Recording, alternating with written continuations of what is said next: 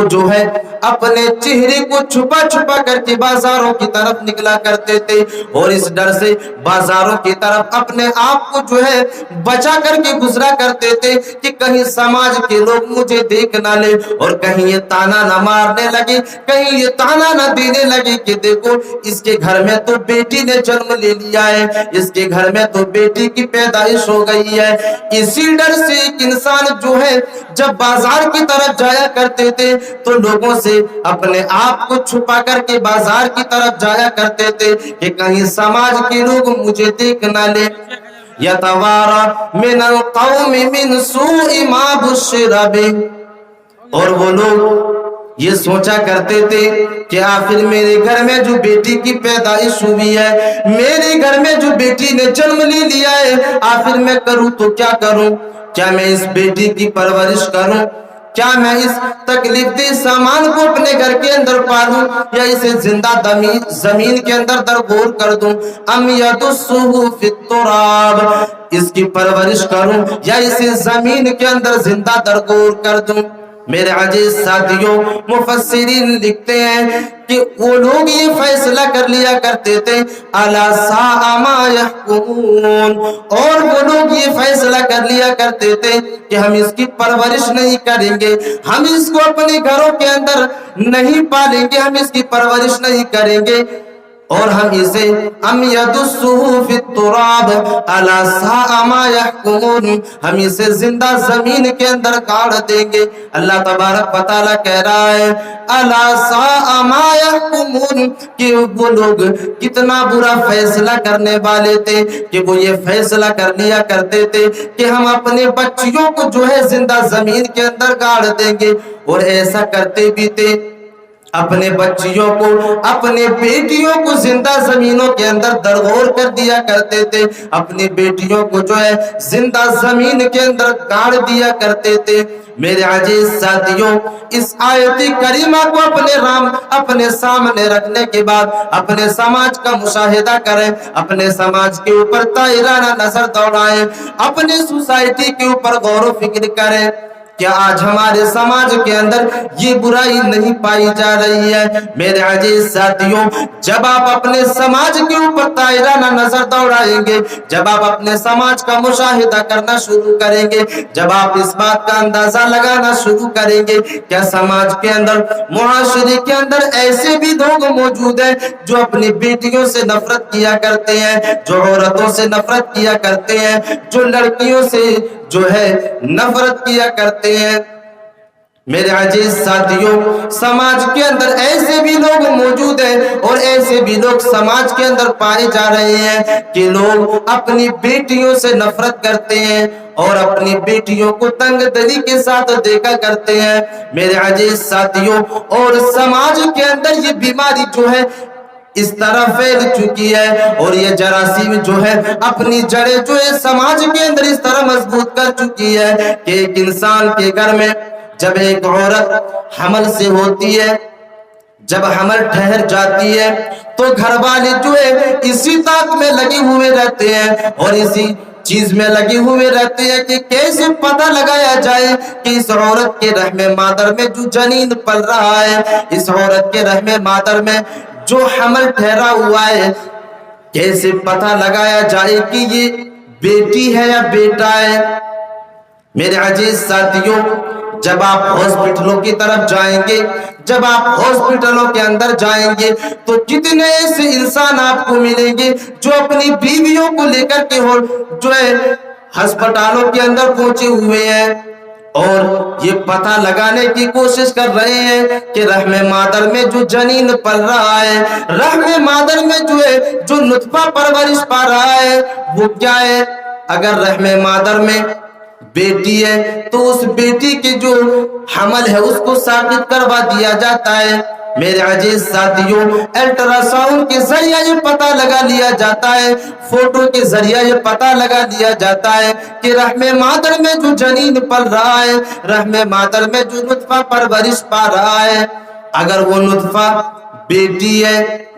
तो उसे बड़ी ही बेदर्दी के साथ, बड़ी बेरहमी के साथ दवाइयों का सहारा लेकर के, इंजेक्शन का सहारा लेकर के उस हमल को साबित करवा दिया जाता है, उस हमल को गिरवा दिया जाता है। मेरे अजीज साथियों, ये बुराई जो है समाज के अंदर फैली हुई है, ये वबा जो है समाज के अंदर फैली हुई है और लोग इस तरह के कामों को अंजाम दे रहे हैं। मेरे अजीज साथियों, जब हम इसके ऊपर गौर व फिक्र करते हैं, जब इसके ऊपर हम ताहिराना नजर दौड़ाते हैं कि समाज के अंदर ये बीमारी जो है वो कैसे फैली हुई है। आखिर एक इंसान बेटियों से नफरत क्यों करता है? आखिर एक इंसान जो है अपनी बेटियों की परवरिश क्यों नहीं करना चाहता है? मेरे अजीज साथियों, जब आप इसका अंदाजा लगाना शुरू करेंगे, जब आप इस सवाल का जवाब ढूंढना शुरू करेंगे, तो आपको पता चलेगा कि एक इंसान अपनी बेटी की परवरिश क्यों नहीं करना चाहता है। एक इंसान अपनी बेटी की परवरिश क्यों नहीं करना चाहता, अपनी बेटियों से नफरत क्यों करता है? तो इसके पीछे एक रीजन है और वो रीजन ये है कि बेटियों की शादियों में आने वाली जो परेशानियां है और जो जहेज के वक्त जो मोटा रकम लिया जाता है, जिसकी वजह से एक इंसान जो है अपनी बेटियों से नफरत करता है। मेरे अजीज साथियों, अल्लाह के नबी सल्लल्लाहु अलैहि वसल्लम ने जिन बेटियों के बारे में फरमाया कि अगर किसी इंसान ने एक बेटी की परवरिश की, अगर किसी इंसान ने इस दुनिया के अंदर 2 बेटी की परवरिश की, अगर किसी इंसान ने इस दुनिया के अंदर 3 बेटी की परवरिश की और उसने उसको बेहतरीन तालीम दिलाने के बाद उसका निकाह जो है बेहतरीन घराने के अंदर करा दिया, अल्लाह के नबी सल्लल्लाहु अलैहि वसल्लम फरमाते हैं कि जब वो इंसान इंतकाल कर जाएगा तो मेरे साथ वो इंसान जन्नत में इस तरह होगा जिस तरह ये 2 उंगलियां आपस में एक साथ मिले हुए हैं। मेरे अजीज साथियों, अल्लाह के नबी सल्लल्लाहु अलैहि वसल्लम ने बेटी की परवरिश करने वाले इंसान के बारे में जो है ये मुद्दा सुनाया है। बेटी की परवरिश करने वाले के बारे में अल्लाह के नबी सल्लल्लाहु अलैहि वसल्लम ने ये खुशखबरी सुनाई है कि जो इंसान इस दुनिया के अंदर अपनी बेटी की परवरिश करने के बाद, जो इंसान इस दुनिया के अंदर अपनी बेटी की परवरिश करने के बाद उसका निकाह अगर बेहतरीन घराने के अंदर करा दिया, उसका निकाह जो है बेहतरीन घराने के अंदर करा दिया, तो वो इंसान जो है कल क़यामत के दिन जब अल्लाह तबारक व तआला के सामने जाएगा, तो वो इंसान जब जन्नत के अंदर जाएगा तो वो इंसान जन्नत में मेरे साथ जो है इस तरह होगा जिस तरह आपस में ये 2 उंगलियां मिली हुई है। इस तरह एक इंसान जो है मेरे साथ जन्नत में होगा जिसने इस दुनिया के अंदर अपनी बेटी की परवरिश जो है सही ढंग से किया। तो ये खुशखबरी अल्लाह के नबी सल्लल्लाहु अलैहि वसल्लम ने उस इंसान के लिए सुनाई है जो इंसान इस दुनिया के अंदर अपनी बेटी की परवरिश करते हैं और उसका निकाह बेहतरीन घरानों के अंदर करा दिया करते हैं। मेरे अजीज साथियों, इतनी बड़ी खुशखबरी के बावजूद, इतनी बड़ी खुशखबरी सुनने के बावजूद भी आखिर एक इंसान इस दुनिया के अंदर अपनी बेटी की परवरिश क्यों नहीं करना चाहता है, अपनी बेटी को इस दुनिया के अंदर क्यों पालना नहीं चाहता है? मेरे अजीज साथियों, रीजन यही है कि शादी के वक्त जो है इंसान इतने जहेज का मुतालबा कर देते हैं और शादी के अंदर इतने इतने रसूमात जो है शामिल कर दिया गया है कि एक इंसान जो है डर जाता है। बेटी की परवरिश करने से पहले एक इंसान के जिस्म के अंदर ये खौफ तारी हो जाता है कि मेरे घर में तो बेटी की पैदाइश हो गई है। जैसे ही एक इंसान के घरों में बेटी की पैदाइश होती है, एक इंसान जो है डर जाता है, सहम जाता है कि मेरे घर में तो तकलीफ सामान ने जन्म ले लिया है, आखिर में इतने इखराजात होने वाले पैसे को मैं कहां से लाऊं? शादियों के वक्त इतनी परेशानियां होने वाली है, उन परेशानियों को कैसे बर्दाश्त करूंगा? शादी के वक्त जहेज का मुतालबा होगा, हम जहेज की रकम को कहां से लाएंगे? मेरे अजीज साथियों, आज समाज के अंदर जहेज को इतना बढ़ा दिया गया है और समाज के ठेकेदारों ने जो है जहेज को इतना बढ़ावा दे दिया है कि एक गरीब बाप जो है मजबूर हो जाता है भीख मांगने کے لیے. میرے عزیز ساتھیوں، جہیز کو اتنا بڑا دیا گیا ہے، اتنا بڑا دیا گیا ہے کہ ایک باپ بیچارہ جو ہے بھیک مانگنے پر مجبور ہے، اور وہ یہ کہہ کر کے لوگوں کے سامنے اپنے ہاتھوں کو پھیلا رہا ہے، لوگوں کے سامنے اپنے غریبان کو جو ہے پھیلا رہا ہے کہ لوگوں کچھ روپیہ دے دو، کچھ پیسہ دے دو تاکہ میں اپنی بیٹی کی شادی کر سکوں. میری بیٹی جو ہے جوان ہو چکی ہے، لیکن میرے پاس اتنا روپیہ نہیں ہے، میرے پاس اتنا مال نہیں ہے، میرے پاس اتنی دولت نہیں ہے کہ میں اس کی شادی کر سکوں. میرے عزیز ساتھیوں، ایک انسان جو ہے لوگوں کے سامنے اپنے ہاتھوں کو پھیلاتے ہوئے گھوم رہا ہے اور لوگوں سے مطالبہ کر رہا ہے، جہیز کے پیسے کو اکٹھا کرنے کے لیے جہیز کا مطالبہ کر رہا ہے. میرے عزیز ساتھیوں، کتنے ایسے لوگوں کو تو میں نے اپنے نظروں سے دیکھا ہے کہ دوسروں کے پاس جو ہے رونے پر مجبور ہے، اپنے ٹکڑے سناتے ہوئے وہ انسان رونا شروع کر دیتا ہے. وہ انسان جو ہے اپنی لاچاری کو بتاتے ہوئے، اپنی جو ہے بے بسی کو ظاہر کرتے ہوئے ایک انسان جو ہے رونا شروع کر دیتا ہے. میرے عزیز ساتھیوں، ایک انسان کہتا پھرتا ہے کہ بیٹے کے باپ نے اور بیٹے کے باپ نے اتنا جہیز کا مطالبہ کر دیا ہے، اس فقیر نے اتنا جہیز کا ڈیمانڈ کر دیا ہے کہ میرے پاس تو اتنی دولت ہی نہیں ہے، اس لیے میں دوسروں کی چوکھٹ پر جو ہے اپنی جو ہے ہاتھوں کو رگڑ رہا ہوں، دوسروں کے سامنے اپنے ہاتھوں کو پھیلا رہا ہوں. میرے عزیز ساتھیوں، آج معاشرے کے اندر جو یہ وبا پھیلی ہوئی ہے کہ ایک انسان بیٹیوں سے نفرت کرتا ہے، اس کی سب سے بڑی وجہ یہ ہے کہ معاشرے کے اندر جہیز کا جو رسم ہے یہ اتنا بڑا دیا گیا ہے کہ ایک انسان جو ہے اپنی بیٹی کی پرورش کرنے سے پہلے ہی ایک انسان ڈر جاتا ہے. یہ سب سے بڑی ریزن ہے کہ ایک انسان جو ہے اپنی بیٹی کی پرورش نہیں کرنا چاہتا ہے کہ شادیوں میں آنے والی اخراجات اور شادیوں میں آنے والی جو پریشانیاں ہیں ہم کیسے برداشت کر سکیں گے. میرے عزیز ساتھیوں، جیسے ہی ایک انسان کے گھر میں بیٹی کی جنم ہوتی ہے، جیسے ہی ایک انسان کے گھروں میں بیٹی کی شکل میں جو ہے اللہ تبارک و تعالی رحمت کا نزول کرتا ہے، ایک انسان جو ہے اسی وقت سے اپنے پیسے کو اکٹھا کرنا شروع کر دیتا ہے. میرے عزیز ساتھیوں، تصور کرو ایک انسان جو ہے اپنے گھروں کو چھوڑ کر کے پردیس میں جا کر کے کماتا ہے، ایک انسان جو ہے اپنے گھروں سے سال ہر سال دور رہ کر کے پردیس میں جا کر کے مزدوری کرتا ہے، 500-600 روپیہ جو ہے ایک دن کی کمائی ہے، اور انہی پیسوں میں سے ایک انسان جو ہے بچا کر کے اپنی بیٹی کی شادی کے لیے بچا کر کے رکھتا ہے. میرے عزیز ساتھیوں، جیسے ہی ایک انسان کے گھر میں بیٹی کی پیدائش ہوتی ہے، اسی وقت سے لے کر کے ایک انسان 17 سال کی عمر تک، اس بیٹی کی عمر جب تک 17 سال کی نہیں ہو جاتی ہے اس وقت تک ایک انسان جو ہے جہیز کے اماؤنٹ کے لیے پیسے کو بچا کر کے رکھتا ہے. میرے عزیز ساتھیوں، تصور کرو یہ گناہ کتنا بڑا ہے، یہ جرم جو ہے وہ کتنا بڑا ہے کہ ایک انسان جو ہے 17 سال کما کر کے پیسے کو جمع کرتا ہے، 17 سال کمانے کے بعد ایک انسان دولت کو اکٹھا کرتا ہے، اور اس 17 سال کی کمائی ہوئی رقم کو، اس 17 سال کی کمائی ہوئی پیسے کو ایک انسان جو ہے ایک ہی دن کے اندر ایک انسان کی ہاتھوں سے لے لیتا ہے. میرے عزیز ساتھیوں، تصور کرو آج ایک انسان اس گناہ کے اندر بھی جو ہے ملوث ہے، آج ایک انسان جو ہے جہیز جیسے گناہوں کے اندر ایک انسان ملوث ہے. میرے عزیز ساتھیوں، یہ گناہ جو ہے اتنا بڑا ہے کہ اگر ایک انسان، جب تک کہ ایک انسان جو ہے اس گناہ کے اوپر، اور اس جو بھی انسان جہیز کو لیتا ہے، جو بھی انسان شادی کے وقت جہیز کو لیتا ہے،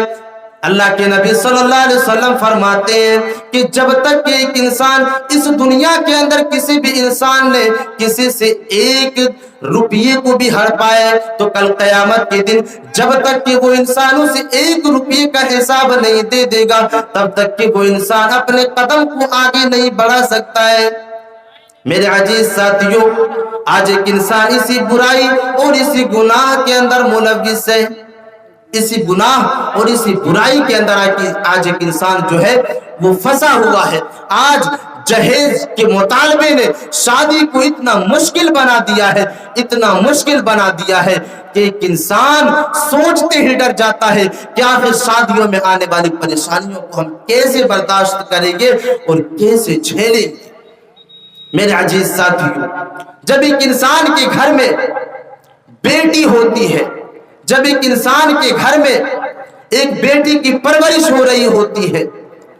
تو اگر ایک انسان اس بیٹی کی شادی اگر وقت پر نہیں کرتا ہے تو ایک باپ کو یہ ڈر ستاتا ہے اور ایک ڈر لگا ہوا رہتا ہے، اس کی عزت کی فکر لگی ہوئی رہتی ہے کہ کہیں غلط قدم نہ اٹھا لے۔ اور اگر ایک باپ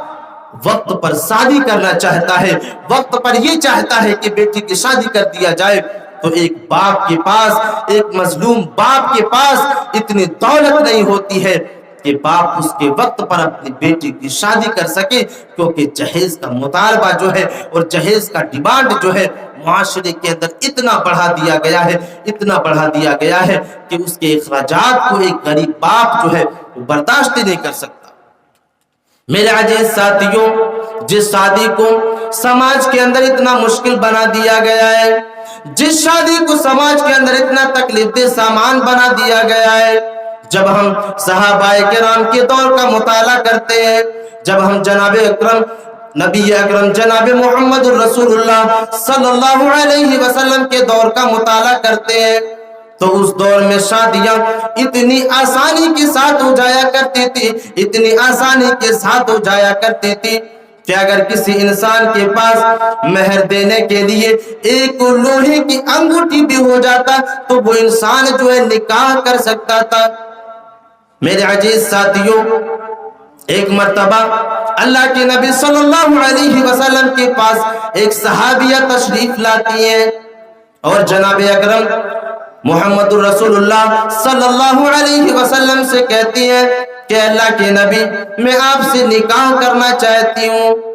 ایک مرتبہ وہ صحابیہ کہتی ہیں، اللہ کے نبی سننے کے بعد کوئی جواب نہیں دیتے ہیں۔ دوسری مرتبہ وہ صحابیہ کہتی ہیں کہ اے اللہ کے نبی صلی اللہ علیہ وسلم میں آپ سے نکاح کرنا چاہتی ہوں۔ دوسری مرتبہ بھی اللہ کے نبی صلی اللہ علیہ وسلم کی طرف سے کوئی جواب نہیں آتا ہے۔ تیسری مرتبہ وہ صحابیہ کہتی ہیں کہ اے اللہ کے نبی صلی اللہ علیہ وسلم میں آپ سے نکاح کرنا چاہتی ہوں۔ اللہ کے نبی صلی اللہ علیہ وسلم تیسری مرتبہ بھی جواب نہیں دیتے ہیں۔ پاس میں ایک صحابی رسول بیٹھے ہوئے تھے، اللہ کے نبی صلی اللہ علیہ وسلم سے کہتے ہیں کہ اے اللہ کے نبی صلی اللہ علیہ وسلم، یہ عورت آپ سے جو ہے کہہ رہی ہے کہ اللہ کے نبی میں آپ سے نکاح کرنا چاہتی ہوں، اور انہوں نے 3 مرتبہ آپ سے کہہ چکا ہے کہ میں آپ سے نکاح کرنا چاہتی ہوں۔ اللہ کے نبی صلی اللہ علیہ وسلم کہتے ہیں کہ اے صحابی، مجھے تو نکاح کی ضرورت نہیں ہے، مجھے تو ابھی نکاح کی ضرورت نہیں ہے۔ وہ صحابی رسول کہتے ہیں کہ اے اللہ کے نبی صلی اللہ علیہ وسلم، آپ کو نکاح کی ضرورت نہیں ہے لیکن مجھے نکاح کی ضرورت ہے۔ اللہ کے نبی صلی اللہ علیہ وسلم کہتے ہیں کہ پھر آپ ان سے نکاح کر لیں۔ وہ صحابی رسول کہتے ہیں کہ اے اللہ کے نبی صلی اللہ علیہ وسلم، میرے پاس تو مہر میں دینے کے لیے کوئی سامان نہیں ہے۔ اللہ کے نبی سوال کرتے ہیں کیا آپ کے پاس مہر میں دینے کے لیے کوئی سامان موجود ہے، کوئی اشیاء موجود ہے؟ وہ صحابی رسول کہتے ہیں کہ اے اللہ کے نبی صلی اللہ علیہ وسلم، میرے پاس تو مہر میں دینے کے لیے کوئی سامان نہیں ہے، میرے پاس مہر میں دینے کے لیے کوئی چیز نہیں ہے۔ اللہ کے نبی صلی اللہ علیہ وسلم کہتے ہیں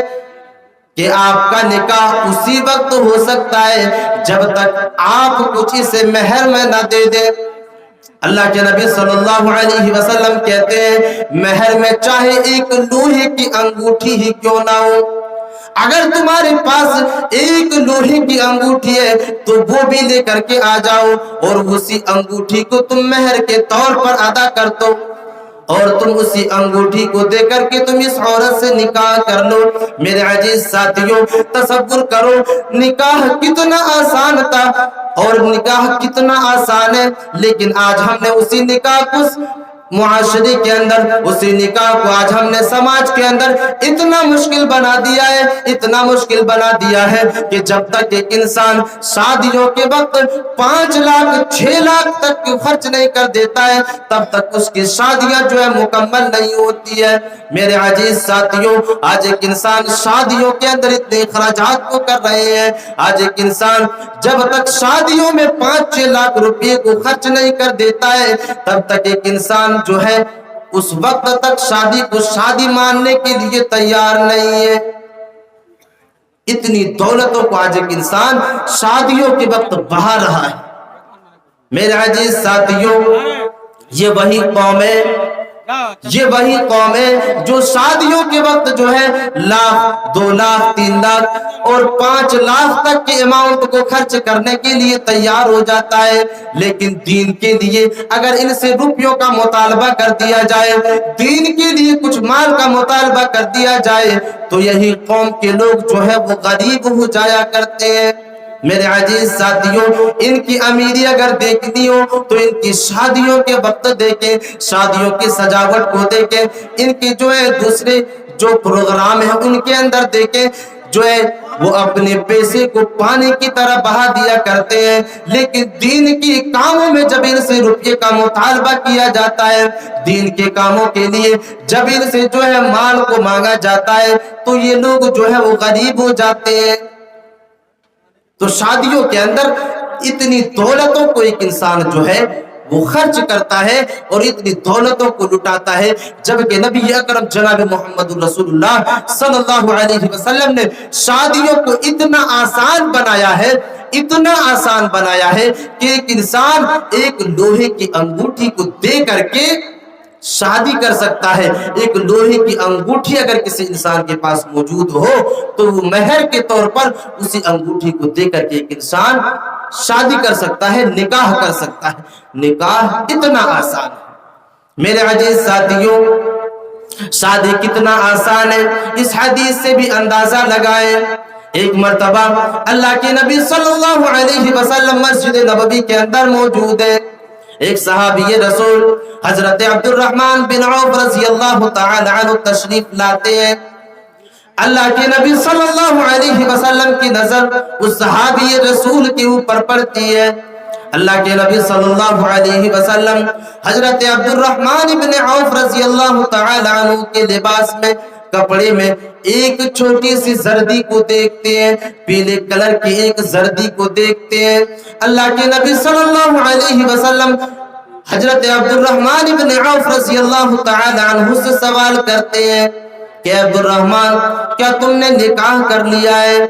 اے عبد الرحمن، کیا تم نے نکاح کر لیا ہے؟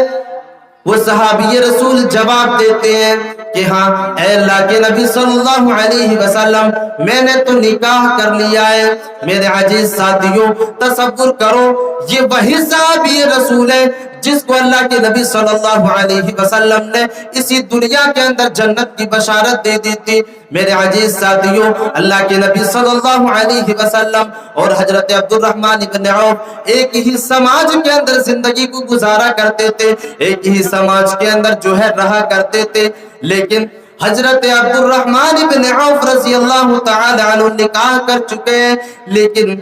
محمد صلی اللہ علیہ وسلم کو پتہ تک نہیں چلا ہے کہ عبد الرحمن نے نکاح کر لیا ہے۔ میرے عزیز ساتھیوں، صحابی رسول کہتے ہیں ہاں اے اللہ کے نبی صلی اللہ علیہ وسلم، میں نے نکاح کر لیا ہے۔ اللہ کے نبی صلی اللہ علیہ وسلم نکاح کی مبارکبادی دیتے ہیں اور کہتے ہیں کہ تم نے تو نکاح کر لیا، تمہارے اوپر ضروری ہے کہ تم ولیمہ کرو، چاہے ایک بکری کو ہی ذبح کیوں نہ کرو، چاہے تم ایک بکری کو ذبح کیوں نہ کرو، لیکن تم ولیمہ کرو۔ میرے عزیز ساتھیوں، اس حدیث سے بھی اندازہ لگائیں، اس حدیث سے بھی غور و فکر کریں کہ اللہ کے نبی صلی اللہ علیہ وسلم کس کو ولیمہ کرنے کے لیے بتا رہے ہیں۔ میرے عزیز ساتھیوں، آج سارا کا سارا بوجھ جو ہے بیٹی کے باپ کے اوپر ڈال دیا جاتا ہے۔ آج ہمارے معاشرے کے اندر جب شادیاں ہوتی ہے، ہمارے سوسائٹی کے اندر جب شادیاں ہوتی ہے، تو ساری کی ساری ذمہ داری جو ہے بیٹی کے باپ کے اوپر لاد دیا جاتا ہے، بیٹی کے باپ کے اوپر دے دیا جاتا ہے کہ جو بھی کرنا ہے تم ہی کرو۔ میرے عزیز ساتھیوں، اللہ کے نبی صلی اللہ علیہ وسلم جو ہے شادی کے ایک قانون کو بتا رہے ہیں، اور وہ قانون یہ ہے کہ بیٹی جو ہے، جو انسان نکاح کرے گا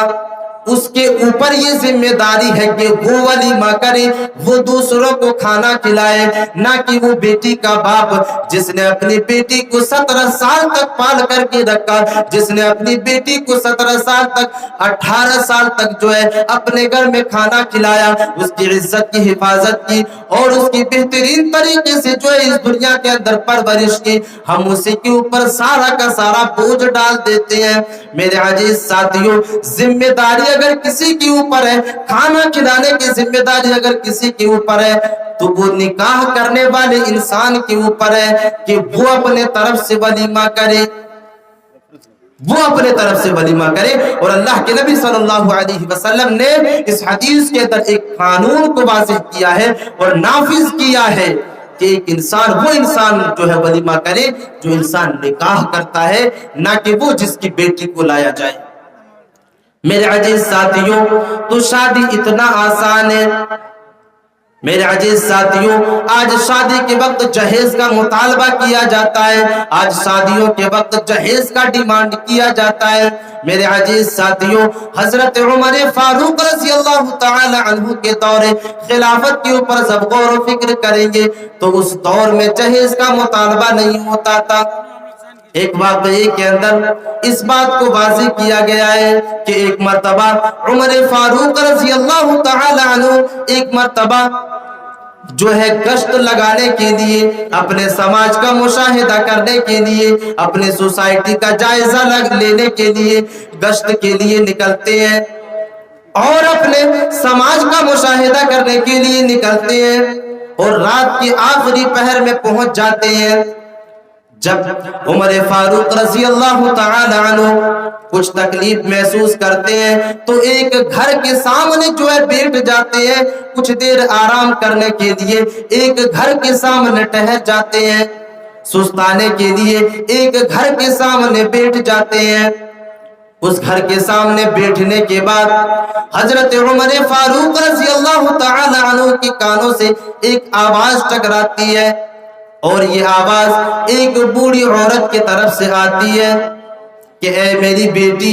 اٹھو اور دودھ میں پانی ملا دو۔ جیسے ہی عمر فاروق رضی اللہ تعالی عنہ کی کانوں سے یہ آواز ٹکراتی ہے،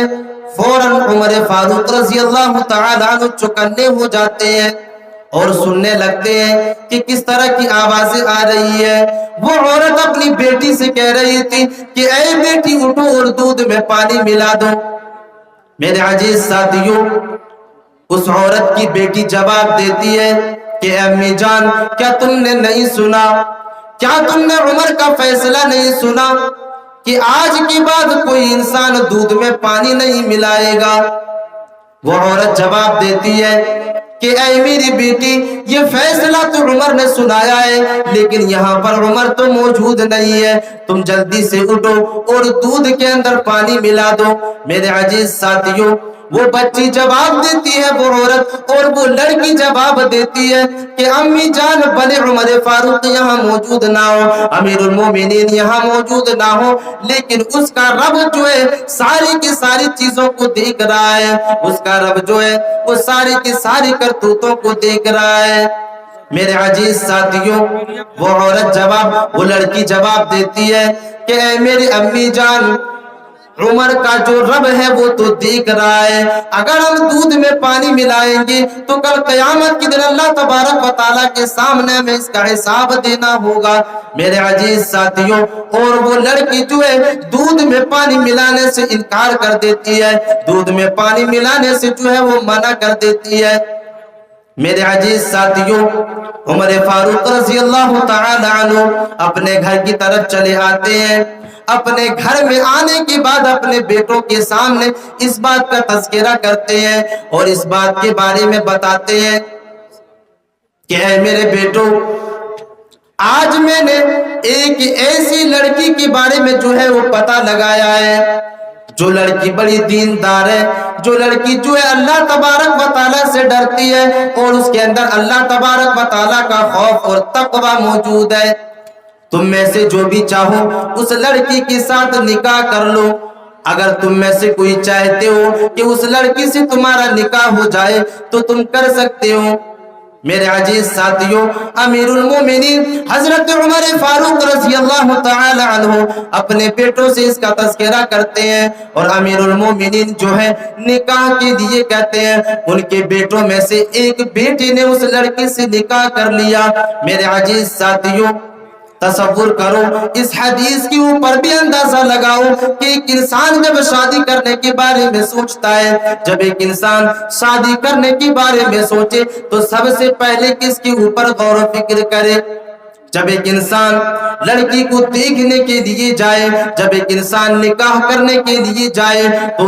اس انسان کو چاہیے کہ وہ انسان سب سے پہلے دینداری کے اوپر دیکھے، سب سے پہلے اسی کے اوپر وہ غور و فکر کرے کہ اس کے اندر کتنا تقوی ہے، اس کے اندر کتنی دینداری ہے۔ کیونکہ امیر المومنین نے عمر فاروق رضی اللہ تعالی عنہ نے تقوی کو مقدم رکھا، اس لڑکی کی جو ہے اللہ تبارک و تعالیٰ کے خوف کو جو ہے وہ مد نظر رکھتے ہوئے اپنے بیٹوں سے کہا کہ اس کے اندر جو ہے اللہ تبارک و تعالیٰ کا خوف اور اللہ تبارک و تعالیٰ کا ڈر موجود ہے۔ اس کے اندر اللہ تبارک و تعالیٰ کا ڈر اور اس کے اندر اللہ تبارک و تعالیٰ کا جو خوف ہے وہ موجود ہے۔ تم میں سے اگر کوئی چاہے تو اس لڑکی سے نکاح کر سکتا ہے۔ اور امیر المومنین حضرت عمر فاروق رضی اللہ تعالی عنہ کی کسی بیٹے نے اسے نکاح کر دیا۔ تو نکاح کے وقت ایک انسان کو چاہیے کہ جہیز کا مطالبہ نہ کرے بلکہ اس کی دینداری اور اس کے تقوی کے اوپر غور و فکر کرے۔ تو میرے عزیز ساتھیوں، سماج کے اندر، معاشرے کے اندر، سوسائٹی کے اندر جو وبا پھیلی ہوئی ہے کہ ایک انسان اپنی بیٹیوں سے نفرت کرتا ہے، اپنی بیٹیوں کی پرورش نہیں کرنا چاہتا ہے، اس کی سب سے بڑی ریزن یہی ہے کہ جہیز کا مطالبہ ایک انسان اتنا کر دیتا ہے کہ ایک باپ کے اندر اتنی حیثیت نہیں ہوتی ہے، ایک باپ کے پاس اتنی دولت نہیں ہوتی ہے کہ اس جہیز کے مطالبے کو پورا کیا جائے،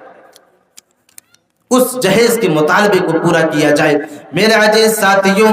آخر ایک انسان اپنی بیٹیوں سے نفرت تو اسی لیے کرتا ہے۔ آج ہم دنیا کے اندر مشاہدہ کرتے ہیں، دنیا کے اندر جو ہے ہم یہ مشاہدہ کرتے ہیں، روزمرہ اخبارات کے اندر یہ پڑھا کرتے ہیں کہ فلاں جگہ کسی انسان نے اپنی نئی نویلی دلہن کو آگ کے اندر جلا دیا ہے، پیٹرول چھڑک کر کے جلا دیا ہے، نئی نویلی دلہن کو موت کا گھاٹ اتار دیا ہے۔ میرے عزیز ساتھیوں، اسی جہیز کی ڈیمانڈ کو پورا نہ کرنے کی وجہ سے، اسی جہیز کا مطالبہ کو پورا نہ کرنے کی وجہ سے ایک انسان جو ہے اپنی بیوی کو موت کا گھاٹ اتار دے رہا ہے۔ میرے عزیز ساتھیوں، ویکیپیڈیا اور میگزین کا اگر آپ خبروں کو مانیں تو ایک سال میں اسی ہندوستان کے اندر ایک سال میں 2500 سے زیادہ اموات اسی جہیز کے مطالبے کو پورا نہ کرنے کی وجہ سے ہوتا ہے۔ اسی جہیز کے مطالبے کو پورا نہ کرنے کی وجہ سے جو ہے 2500 کے اموات جو ہے، موت جو ہے اسی جہیز کے مطالبے کو پورا نہ کرنے کی وجہ سے جو ہے ہر سال ہوتا ہے، اسی جہیز کی ڈیمانڈ اور اسی جہیز کے مطالبے کی وجہ سے۔